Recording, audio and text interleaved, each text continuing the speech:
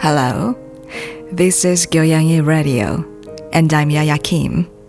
Today, I would like to tell you about the life and beautiful music of Schubert, one of the most representative composers in classical music, a great Austrian composer, and someone I love so much. Although Schubert is now considered one of the most representative classical composers, during his lifetime he composed numerous famous pieces, but did not receive much attention and suffered from poverty and anxiety about death. Schubert was born on January 31st, 1797 in Lichtental, near Vienna, Austria, during the period when Austria was fighting against Napoleon. I don't know how to pronounce Schubert and Lichtental in English. Lichtental, maybe in German, maybe? I don't know. Anyway, as a child, Schubert also learned the basics of music from his father and older brother. He showed musical talent from an early age, and at the age of 8, he began receiving formal music training from the organist of a local church. At the age of 11, he was selected as a member of a Royal Chapel's boys' choir, which now we know as a Vienna boys' choir, and received music education at the prestigious Stadtkonvikt school. Stadtkonvikt. I don't know. Thanks to teachings of Salieri, who was also one of his teachers, Schubert began to develop an interest in composition. Schubert published his first symphony in 1813. A symphony means a large-scale instrumental piece in multiple movements played by an orchestra. In any case, Schubert continued to be a prolific composer even after the publication of his first symphony. But Schubert's life was not smooth. Although he worked as a teacher, he always had financial difficulties and lived a bohemian life. Schubert expressed his inner feelings through his music, which is especially evident in his Lied. Lied simply means German art song, but in a broad sense, it includes songs set to German poetry. Schubert, who is also called the King of Lied in modern times, showed a natural talent for composing Lied. Among the 1,200 or so works that Schubert left behind, more than 600 are Lied. Among them, representative works include Earl King, Wild Roses, and Ave Maria. I think you all know all of these songs, maybe, right? These works are pieces that shine with Schubert's sensibility and poetic expressiveness. In particular, the Earl King, which I love the most, is considered a masterpiece that perfectly combines German romantic literature and music with dramatic composition. But at that time, Schubert was not famous. He was not in the spotlight, He had many opportunities to make his music known to the world, but somehow those opportunities always fell through. Although good opportunities always came to him, but they always disappeared before his eyes as if they were a lie. The expression to disappear like a lie, maybe a Korean expression, maybe? I don't know if this expression is used in English-speaking countries. Anyway, to me, his situation, it doesn't seem like someone else's story, The more I get to know my favorite musicians, the more I realize that they were all unlucky when they were alive. To express this in Korean way, I would say their fate is too strong. Their destiny is too fierce. If there really is a God, they are merciless and cruel. Sometimes I think they are conducting experiments by placing human beings on this land called Earth. When I really like some music and look up the musicians, I realize that they were unfortunate when they were alive. So sometimes it upsets me.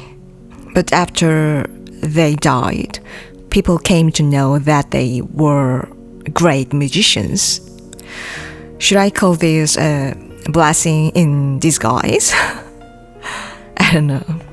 Anyway, yeah.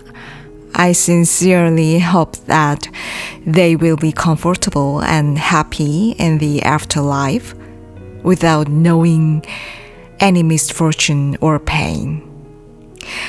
Okay, let's change the mood a bit. Although Schubert is called the king of lied, I actually like Schubert's piano pieces as well. To me, all of his music is beautiful. I like music that is a bit gloomy, dark, sad, sorrowful, and desolate. But his dark and gloomy music is somehow elegantly gloomy. And there are bright pieces of Schubert's music, but I feel a strange feeling from them too. That's why I love Schubert. And I can strongly feel that he is truly a romanticism musician, to the extent that I can sense many reflections in his music. In 1817, Schubert met the famous baritone Johann Vogel, who played an important role in making Schubert's lied widely known. Together, the two traveled through northern Austria, completing the Trout Quintet, and Vogel introduced Schubert's lied to the public for the first time. When I was in elementary school, I went to a choir competition with this song called Trout. I remember wearing a white shirt with checkered mini frilly skirt and a ribbon in my hair, maybe. Yeah, my taste is the Air King rather than Trout, though. Anyway, in 1822, at the age of 25, Schubert composed another masterpiece, Symphony No. 8, Unfinished.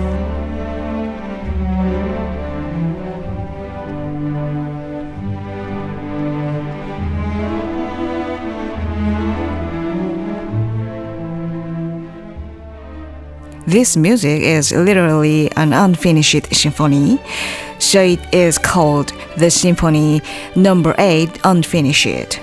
There are several speculations as to why Schubert never completed this unfinished symphony, but nothing has been clearly established. To briefly explain the situation at that time, Schubert sent the first and second movements of this piece to the Austrian Steyr Music Association, but the rest, including the third movement, was not delivered. So this unfinished symphony was buried without anyone knowing.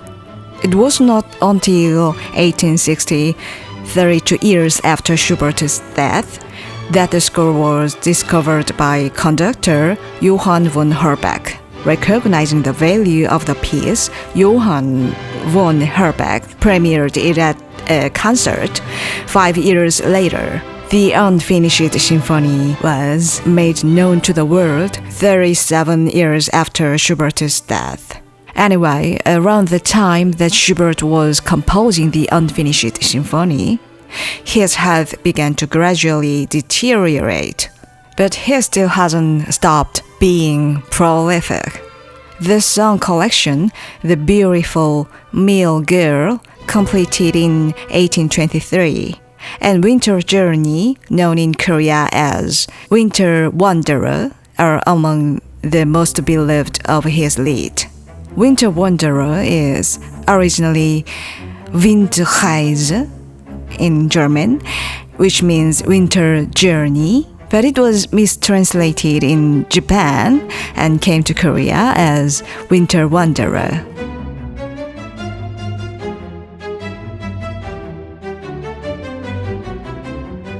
When you talk about Schubert, we often hear about Beethoven.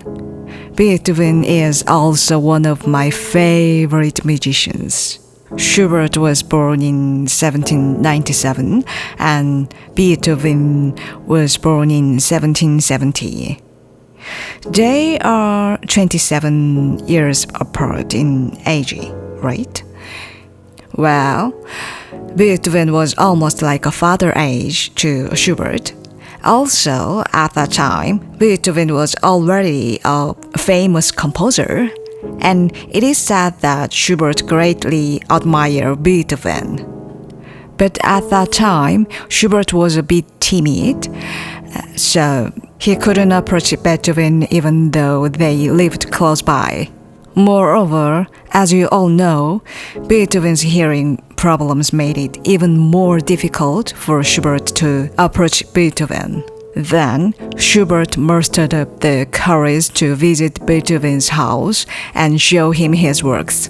"I wish I had met you sooner, Schubert. You will surely become a great musician who will shine in the world. So please do not lose courage." I just imitated Beethoven. Anyway, Beethoven lavished praise on Schubert. But at that time, Beethoven's condition was worsening, and he was in a very miserable state. Seeing Beethoven in that state, Schubert regretted his timidity in not meeting Beethoven sooner, and ran out of Beethoven's house without even saying goodbye. And then, a week later, Beethoven dies. In 1828, Schubert gave a recital of his own compositions, which was his first and last great success. At that time, Schubert made his first significant amount of money, but he used the money to pay off debts, treat his friends, and buy a piano. Then he had no money left. However, Schubert somehow gained confidence and wrote great works such as Symphony No. 9 and String Quintet in C major. In the same year, he fell ill with an unknown illness on November 7th. And as his health rapidly deteriorated, he passed away 2 days later, on November 19th, at the young age of 31. Schubert left a will asking to be buried next to Beethoven, whom he always admired.